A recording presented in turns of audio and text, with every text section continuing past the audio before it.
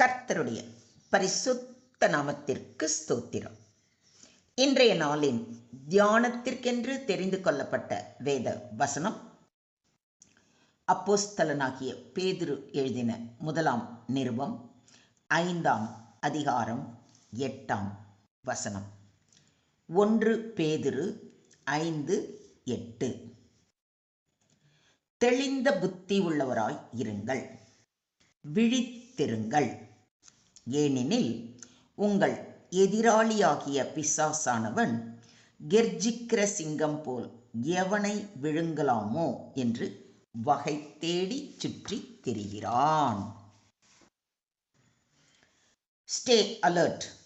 Watch out for your great enemy, the devil. He prowls around like a roaring lion, looking for someone to devour. அறிவு தெளிவோடு விழிப்பாய் இருங்கள். உங்கள் எதிரியாகிய அலகை யாரை விழுங்கலாம் என கர்ஜிக்கும் சிங்கம் போல தேடி திரிகிறது. ஆமென். இன்றைய தியான வசனத்தில் அப்போஸ்தலனாகிய பேதுரு நம் ஒவ்வொருவருக்கும் மிக முக்கியமான ஆன்மீக எச்சரிக்கையை அளிக்கிறார். அது குறித்து சற்று ஆழமாக தியானிப்போம். எச்சரிக்கையின் முக்கியத்துவத்தை உணர்ந்து நாம் ஜாக்கிரதையாக நடக்க கர்த்தர் நமக்கு உதவி செய்வாராக. தெளிந்த புத்தி உள்ளவர்களாய் இருங்கள் என்று முதலில் நம்மை எச்சரிக்கிறார். தெளிந்த புத்தி உள்ளவர்களாய் இருங்கள் என்பது நமது எண்ணங்களிலும் முடிவுகளிலும் வாழ்க்கை நடைமுறைகளிலும் ஆவிக்குரிய புத்தியுடன் இருப்பதை குறிக்கிறது. அடுத்ததாக அவர் நம்மை எச்சரிப்பது விழித்திருங்கள் என்று. விழித்திருங்கள் என்பது சோம்பேறித்தனமாகவோ அலட்சியமாகவோ இல்லாமல் ஆவியில் எப்பொழுதும் விழிப்புணர்ச்சியோடு இருப்பதை குறிக்கிறது. ஏன் தெளிந்த புத்தியுடன் விழித்திருக்க வேண்டும்? ஏனெனில் உங்கள் எதிராளியாகிய பிசாசு ஒரு சிங்கம் போல கெர்ச்சிக்கிறான். நம்முடைய யூதராஜ சிங்கம் இயேசு கிறிஸ்து. ஆனால் இந்த பிசாசானவன் உண்மையில் சிங்கம் அல்ல, சிங்கம் போல கெர்ச்சிக்கிறான். அவன் கத்துவதன் நோக்கம் அச்சுறுத்தி, நம்மை பயமுறுத்தி, நம்மை சோர்வடைய செய்வதே. அவன் எவனை விழுங்கலாம் என்று தேடுகிறான். அதாவது விசுவாசத்தில் தளர்ந்தவர்களையும் ஜெபத்தில் குறைந்தவர்களையும் தேவ வார்த்தையில் வேரூன்றாதவர்களையும் தேடுகின்றான். ஏனெனில் அப்படிப்பட்டவர்களைத்தான் அவனால் தம்முடைய பாவ வலைக்குள் சிக்க வைக்க முடியும். அதனால்தான் இன்று பேதுரு நம்மை பார்த்து தெளிந்த புத்தியுடன் விழித்திருங்கள் என்று எச்சரிக்கை செய்கிறார். நம் எதிரி யார்? பிசாசு. அவன் ஒரு பொய் சொல்லும் தந்தை. அவன் பொய்யனும் பொய்க்கு பிதாவுமாய் இருக்கிறபடியால் அவன் பொய் பேசும்போது தன் சொந்தத்தில் எடுத்து பேசுகிறான் என்று நமது ஆண்டவராகிய இயேசு கிறிஸ்து கூறுவதை யோவான் 8:44 வாசிக்கிறோம். அவன் நம்மை தேவனிடமிருந்து பிரித்து ஆளும் வல்லமை உள்ளவன். அவன் நம்மை அச்சுறுத்தி தளரச் செய்ய சிங்கம் போல கர்ஜித்து சுற்றி திரிகிறான். எதிரி யார் என்பதை நாம் தெளிவாக அறிந்து கொண்டாலே நாமே வெற்றி பெற்றவர்களாக வெற்றியின் முதற்படியை அடைகிறோம். புரியுதுங்களா? எதிரி யாருன்னு தெரியாத வரைக்கும் தான் பிரச்சனை. எதிரி யாருன்னு இப்போ நமக்கு நல்லா தெளிவாக தெரிஞ்சிருச்சு இல்லைங்களா? அப்படின்னா நாம் எப்படி இவனை வெல்வது என்று பார்ப்போம். முதலாவது, ஜெபத்தில் விழித்திருக்க வேண்டும். நீங்கள் சோதனைக்குட்படாதபடிக்கு விழித்திருந்து ஜெபம் பண்ணுங்கள் என்று நம்முடைய ஆண்டவராகிய இயேசு கிறிஸ்து நமக்கு அறிவுறுத்துகிறார்.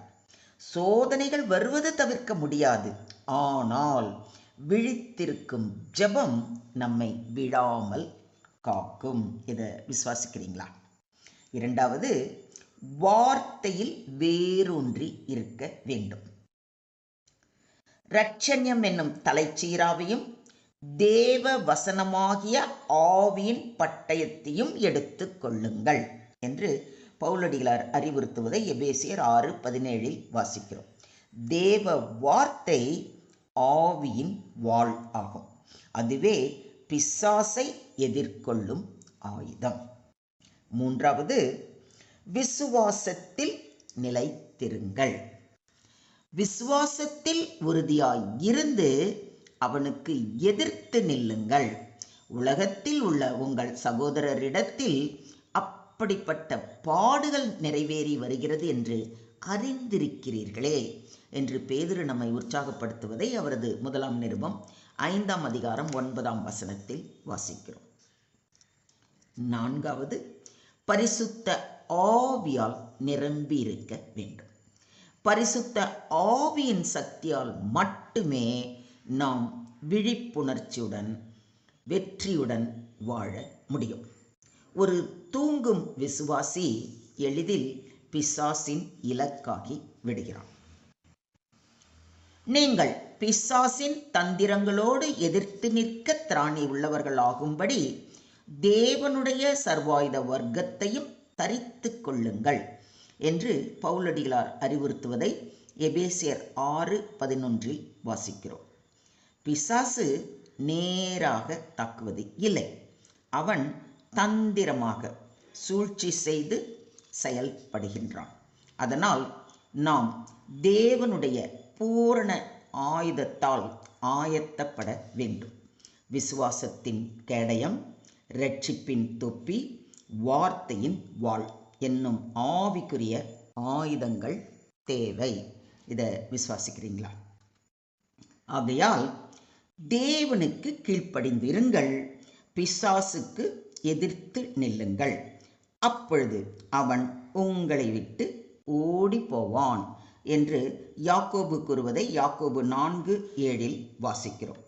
பிசாசை வெல்வதற்கான இரகசியம் தேவனுக்கு கீழ்ப்படிதல். நாம் தேவனுடைய அதிகாரத்தின் கீழ் வாழும் பொழுது பிசாசு நம் மீது அதிகாரம் செலுத்த முடியாது. இதையும் விசுவாசிக்கிறீங்களா? சாத்தானாலே நாம் மோசம் போகாதபடிக்கு அப்படி செய்தேன், அவனுடைய தந்திரங்கள் நமக்கு தெரியாதவைகள் அல்லவே என்று பவுல் கூறுவதை 2 கொரிந்தியர் 2:11 வாசிக்கிறோம். பிசாசு பல்வேறு வடிவங்களில் வரும். பயம், சோர்வு, பெருமை அல்லது பாவத்தின் ஆசை மூலம். அதை உணர்ந்து விழித்திருப்பதே ஆவிக்குரிய புத்திசாலித்தனம். ஆகையால் மற்றவர்கள் தூங்குகிறது போல தூங்காமல் விழித்து கொண்டு தெளிந்தவர்களாய் இருக்க கடவோம். ஆவிக்குரிய தூக்கம் ஆபத்தானது.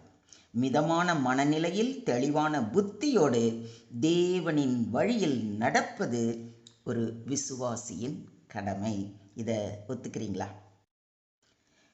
Be sober minded and alert.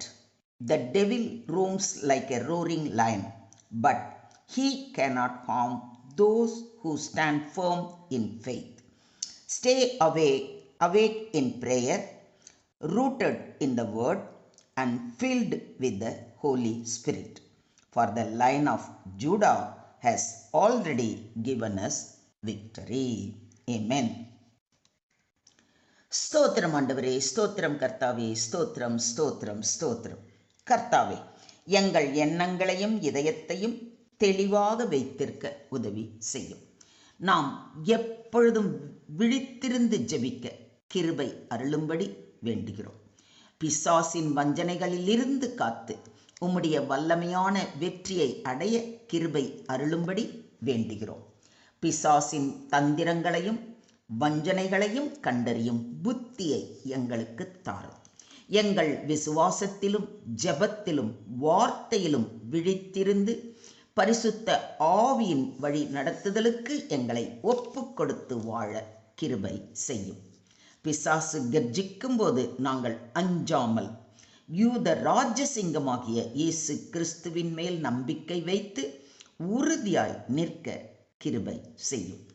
எங்கள் வீடும் குடும்பமும் சபையும் உமது பரிசுத்த இரத்தத்தால் வேலி அடைக்கப்பட்டு பாதுகாப்பாக இருக்க எங்களை முற்றிலுமாக தாழ்த்தி உம்முடைய கரங்களிலே ஒப்பு கொடுக்கிறோம். நீங்க பொறுப்பெடுத்துக்கோங்க, நீங்க வழி நடத்துங்க. எல்லா துதியும் எல்லா கனமும் எல்லா மகிமையும் ஒருவருக்கே செலுத்துகிறோம். மீட்பர் இயேசுவின் மூலம் ஜெபம் கேளும் எங்கள் ஜீவனுள்ள தகப்பனே, ஆமென்.